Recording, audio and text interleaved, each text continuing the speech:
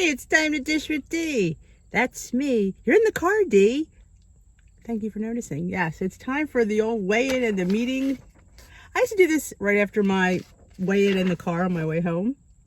So I always try to continue it. So we are having meetings start up in another couple of weeks. I have to get weighed in next Saturday, so it'll be real interesting. Because I've been so good up until the last month.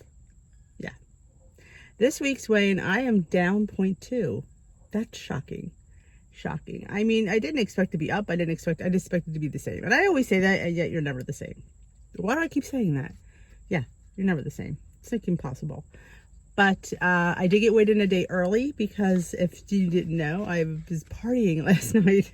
I did post it on my Facebook group.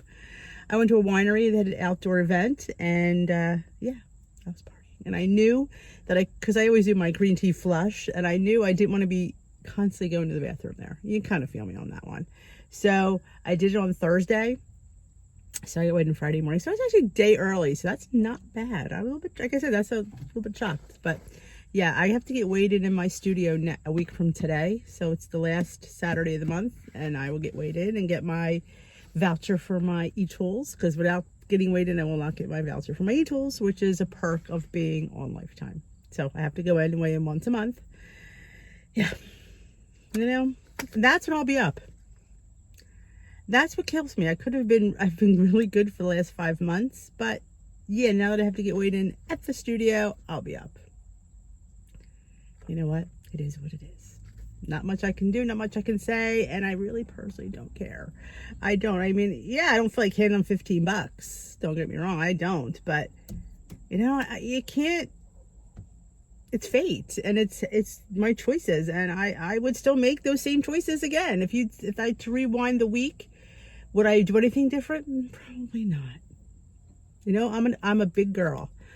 I'm 54 years old. I make my own choices. I'm not two, you know, and I make these choices willingly, and I have to pay the consequences. And will I have to pay Weight Watchers? I have to pay Weight Watchers. All right. So yeah, down 0.2 this week. Not bad.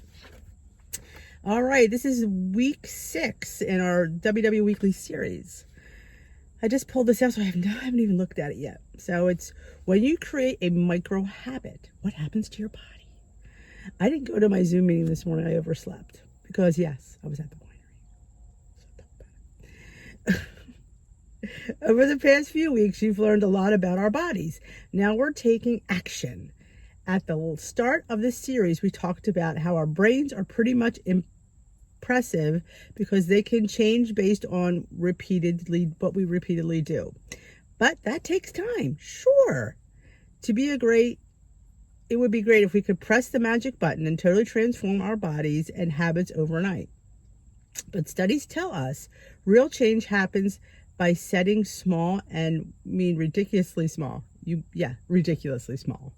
Goals. By starting small, we're better set up for early and repeated success. Then we can begin to build on that micro habit to create a chain of events that leads to something bigger. That's me. That's my stinking journey in a stinking nutshell. Small goals. I didn't set out to lose X amount of weight in X amount of time because because when you don't hit the goals, you get depressed. And when you get depressed, you get unmotivated. When you get unmotivated, you quit. And you just don't follow. So if you make something that even it's small, like, I know it sounds weird to sit and say this, a couple pounds a month. We all want to lose to 5 to 8 pounds a month. Sure we do. But realistically, if we don't hit that, then that puts our mindset in a back state, which is not good because I say this 1.5 million times. All this journey is in your mind. It's mindset. And if mindset's not there, you're not going to do it. No matter how much you're paying, no matter how many meetings you go to, if your mind's not in it, it's not going to work. And I think we set ourselves up for failure when we set these, and I have a whole video, if I remember to link it, unrealistic goals. It's unrealistic. Yeah, we all have these grandeurs of what we want to do, what we want to be. But realistically, living with food, that's our thing. It's our Achilles heel. It's food. It's not like we can just sit there and say, well, we just won't eat. Come on. It's too hard. Everything we have in our lives revolve around food. Our daily living revolves around food. Social things revolve around food. Sometimes work revolves around food. There's always food in everything we do. So it's such a hard, like I say, I give everybody such credit for going on this journey, because it's so hard. It's so hard because you're putting food in a place that you're not, at least for me, was never in that place of, we got to reel you in food because you're just a lot out of control. So yeah, the plan makes it doable, but it's still hard because we still want that extra piece. We still want that second helping. We still want we still want that. How do we have these things and be happy? Because all we're sitting around is being depressed. I was depressed for quite a while in the beginning of my journey because I couldn't go back for seconds. I know that sounds ridiculous to say, but it was true. I sat at the table.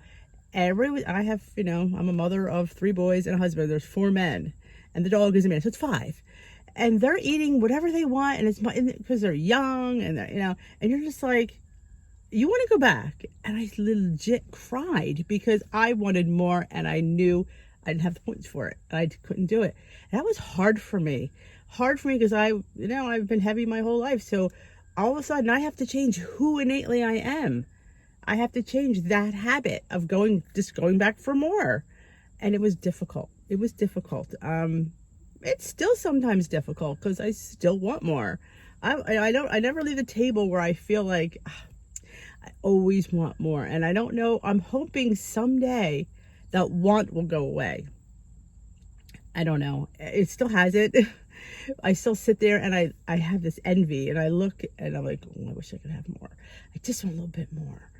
But I know a little bit more will not. I've had enough. I know I've had enough. Like, I know point wise, calorie wise, I've had plenty. I still want more. And I don't know how to get, sometimes it's a hard one to get past because you just want to keep eating. You just want to keep going until you feel like, yeah, okay, now, I guess because you have that fullness and you're like, okay, I really can't eat anymore. Well, then you've overeaten. So I'm still a work in progress. So don't ever sit there and think to yourself, Dee's got it under control. Oh, she's at goal. Just because people are at goal doesn't mean that they're done. That's when the real work begins, because we all could lose it. We've all proven that. It's maintaining it. It's keeping up with it. It's saying, all right, I'm done my weight loss. How do I maintain this? Because you can't go back to your old habits because they didn't work. That's what got you there. So how do I create these new habits? How? It's practice. It's knowing that, it's just telling yourself. So just tell yourself. No, I don't always listen to myself. Just don't get me wrong. Think about a habit you want to form and break it down into the tiniest of steps. Anything sparking interest from these 6 parts will help What Happens to Your Body series. Create a habit loop focusing on just the first step to build from there. Like, pinpoint your habit or pinpoint something you want to do. To me, it was seconds. To me, it was going back at the dinner table because that's the last meal of the day. But for me, it was because of my reflux. And even that, see, I had to start that habit of not eating after dinner because I got sick. I mean, that was an easy one because I didn't want to get sick anymore. So, but do we want to get to that point where we're feeling sick? No. But that's how that habit started, because I knew if I ate, I'd be up. And who wants to, I like to sleep. I don't want to be losing sleep. I don't want to feel like crap.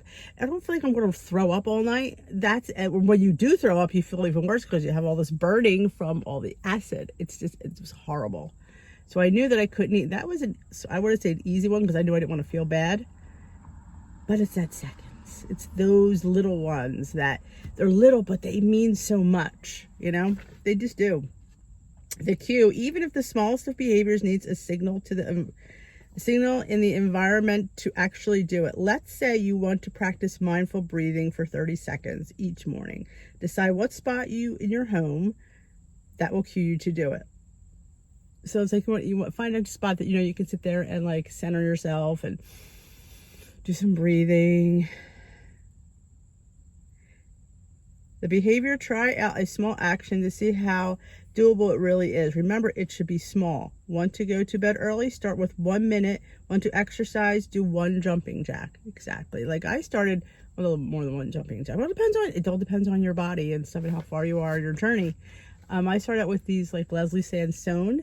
I would start with like the 10-minute ones, and then I go to the 15-minute ones, and then I go to the 20-minute ones. Now I can go to the 30-minute ones. Can I go to the 45? Haven't gotten there yet.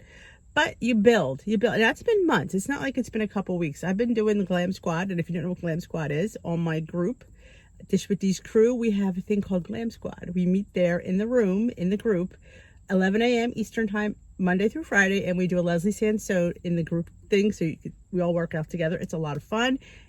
If I wasn't for that group, I probably wouldn't do it. And here I am, 4 months into it. You know, and I definitely can see results. I can see toning. My endurance is better.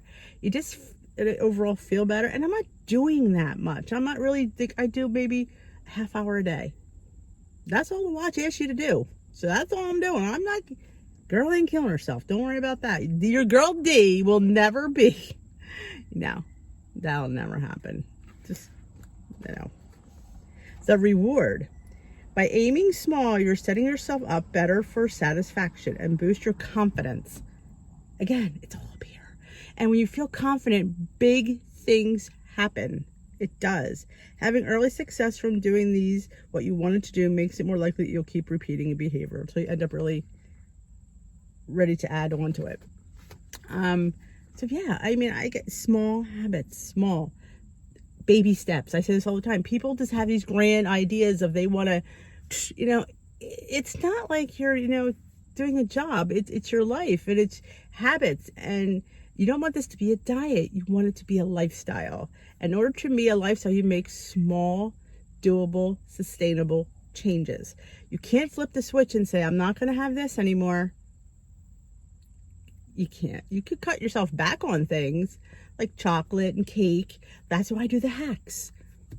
That's why I find mug recipes, because I need cake.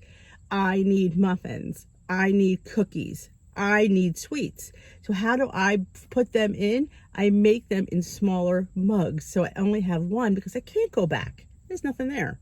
So yeah, and eventually I'm hoping someday that I can make a pan of something and just have one and be like, okay, put that away. I'm not there yet. So yeah, will I ever be there? I don't know. With the help of you guys, you know, you guys keep me focused. I don't know where I'd be right now without Dish with D. I don't know. I really don't, because you guys keep me focused. You keep me honest. You keep me accountable. Because especially during pandemic, I didn't have a meeting to be accountable to. I could have gained, who would have cared? I could have been like, I'll gain a few pounds. I'll lose it before I go back. But I didn't, because I didn't want to project that to you.